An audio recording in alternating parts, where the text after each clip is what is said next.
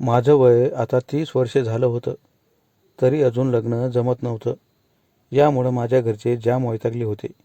त्यांना वाटायचं आपला मुलगा मनोज 30 वर्षाच्या पुढे गेला आहे. त्याला आता कोणीही बायको देणार नाही. आमच्याकडे शेती बरीच असल्यामुळे मी शेतातील उद्योग करत असे. मुलगी देणाऱ्याला वाटायचं मुलगा काहीतरी सर्व्हिसला असला पाहिजे. सगळीकडे शोधाशोध सुरू असल्यामुळे काही दिवसांनी माझ्यासाठी एका शहरातील स्थळ आलं होतं.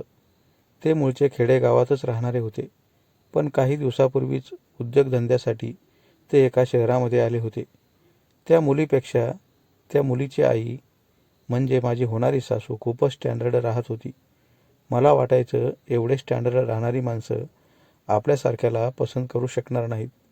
पण दुसऱ्या दिवशी त्यांचा निरोप आला की आम्हाला मुलगा पसंत आहे, फक्त लवकर लग्न उरकून टाका. त्यांच्या या निरोपामुळे माझ्या घरच्यांचा आनंद गगनात मावेनासा झाला होता. ते देखील खूप वर्षापासून याचीच वाट पाहत होते. माझ्या होणाऱ्या बायकोचं नाव सुमन होतं. तिचंही खूप वर्षापासून लग्न जमत नव्हतं. आमच्या दोघांच्या वयामध्ये फार काही अंतर नव्हतं. सुमन दिसायला थोडी जाड होती. तिच्यापेक्षा माझी सासू खूप चांगली दिसत होती. यामुळे मला वाटलं, आई तर एवढी सुंदर आहे, मग मुलगी अशी कोणावर गेली असेल? या प्रश्नाचे उत्तर मला हळूहळू शोधायचे होते. आणि आता फक्त मी लग्नापूर्वीचा विचार करत होतो. काही दिवसापूर्वीच एका हॉलमध्ये माझं लग्न सुमनबरोबर झालं आणि ती माझ्या जीवनाची अर्धांगिनी बनली. लग्नानंतर काही दिवसांनी आमच्यात सर्व काही पार पडलं. पण काही दिवसांनी सुमन मला म्हणाली, मनोज, मला तुमच्याकडे असल्या खेडेगावात अजिबात करमत नाही. यामुळे तू काही दिवस आमच्या घरी चल. मी म्हणालो, अगं सुमन, तुम्हाला शहरात जाऊन 1 वर्षसुद्धा झालं नाही. एवढं वर्ष खेड्यातच राहून तू म्हणतेस मला इथे अजिबात करमत नाही. माझ्या अशा बोलण्यावर ती पुन्हा म्हणाली, मनोज, ते मागचं झालेलं काही काढू नको. पण सध्या मी इथे राहून खूप बोर झाले आहे. निदान काही दिवस तरी तू माझ्या घरी राहा. थोड्या दिवसांनी आपण पुन्हा इकडे येऊ. काही केल्या ती ऐकतच नव्हती. रोज तिचं माझ्यासमोर हेच गाऱ्हाणं असायचं. यामुळे मी खूप वैतागलो होतो. मला कधी कधी वाटायचं तिच्या माहेराला नेऊन हे आपल्याला घर जावई तर बनवणार नाही ना. शिवाय एकदा जर आपण तिकडे गेलो तर ती पुन्हा आपल्याला इकडे येऊ देईल का? असे असंख्य प्रश्न माझ्या डोक्यात भिरभिरत होते. याविषयी मी माझ्या घरच्यांना बोललो. सुमन असे म्हणते.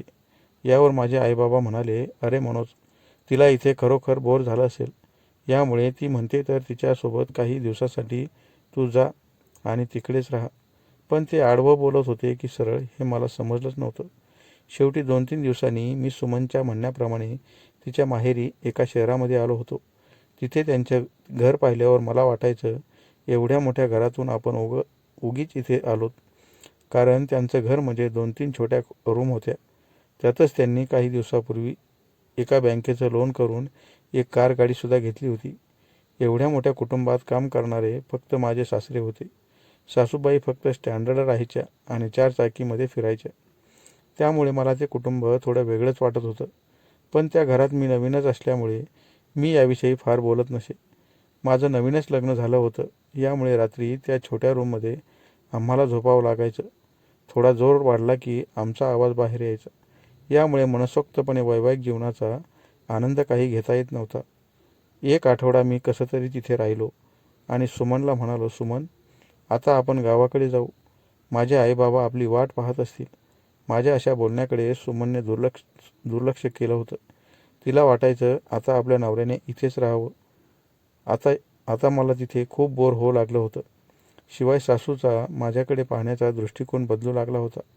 कारण माझे सासरे तिच्याकडे लक्ष देत नव्हते. कामामुळे ते खूपच थकून गेले होते आणि सासूबाई मात्र टवटवीत दिसत होत्या. एके दिवशी तिला एका लग्नाला जायचं होतं. तेव्हा एका दिवसासाठी तिने गाडी चालवण्यासाठी ड्रायव्हरही पाहिला होता. यामुळे ती मला म्हणाली, जावई, गाडी रिकामी चालली आहे तर चला की माझ्यासोबत. मी थोडं लाजलो आणि म्हणालो, नको सासूबाई, तुम्ही जाऊन या. मी असं सांगूनसुद्धा तिने खूपच आग्रह केला. यामुळे सुमनही ओरडली आणि म्हणाली, माझी आई एवढं आग्रह करत आहे तर तिच्यासोबत जायला काय अडचण आहे तुम्हाला? बायकोच्या अशा बोलण्यावरून मी लगेच गाडीत बसलो. ड्रायव्हर शेजारी मी बसलो होतो. पण गाडी थोडी पुढे गेली की सासू मला म्हणाली, जावई थोडं मागे येता का? मागे मला एकटीला खूप बोर होत आहे. ड्रायव्हर समोरची असल्यामुळे मी आणखी लाजलो. ड्रायव्हर समोरच असल्यामुळे मी आणखी लाजलो आणि म्हणालो, मागे नको, मी पुढेच बसतो. पण तिने खूपच आग्रह केला आणि ड्रायव्हरने मला डोळ्याने इशारा केला. यामुळे मी पटकन मागच्या सीटवर तिच्यासोबत बसलो होतो. मला बसलेलं पाहून ती खूपच आनंदित झाली होती. मी आपला एका कडेला बसलो होतो, पण हळूहळू मला ती खेटत होती. तिचं असं विचित्र वागणं मला काही पटत नव्हतं. ड्रायव्हरला दिसू नये म्हणून तिने मधल्या सीटवर पडदा लावला आणि मला म्हणाली, जावई, आपल्याला अजून खूप लांब प्रवास करायचा आहे. यामुळे माझ्या शेजारी अजिबात लाजू नका. असं म्हणून माझ्या मनात नसतानाही चालत्या गाडीत ती नको ते. लग्नाला जाईपर्यंत तिने मला मोकळं सोडलं नव्हतं. शेवटी लग्नाचे ठिकाण आल्यावर मी तिच्या तावडीतून सुटलो आणि पटकन गाडीतून खाली उतरलो. खूप विचार केल्यानंतर माझ्या लक्षात आलं की आपल्याला बायकोने आणि तिच्या घरच्यांनी नक्की फसवलेलंच आहे. सासूला वागण्याचं धोरण नाही म्हणजे ते असंच दिसतात हे माझ्या लक्षात आल्यावर मी एक कारण सांगून त्यांच्या तावडीतून सुटून माझ्या गावाकडे आलो होतो. मला एकट्याला पाहून घरचे म्हणाले, मनोज, तुझी बायको कुठे आहे? तू एकटाच कसा आलास? पण पुढील काही मिनिटांमध्ये सासरच्या लोकांची सारी कथा त्यांना सांगितल्यावर ते मला म्हणाले, अरे, ते फसवणारेच लोक वाटतात. बरं झालं तू त्यांच्या तावडीतून निसटून आलास, नाहीतर तुला तिथे गुलामासारखे राहावं लागलं असतं. माझ्यासोबत असं घडल्यामुळे मी पुन्हा बायकोला आणण्यासाठी तिकडे काही गेलोच नाही.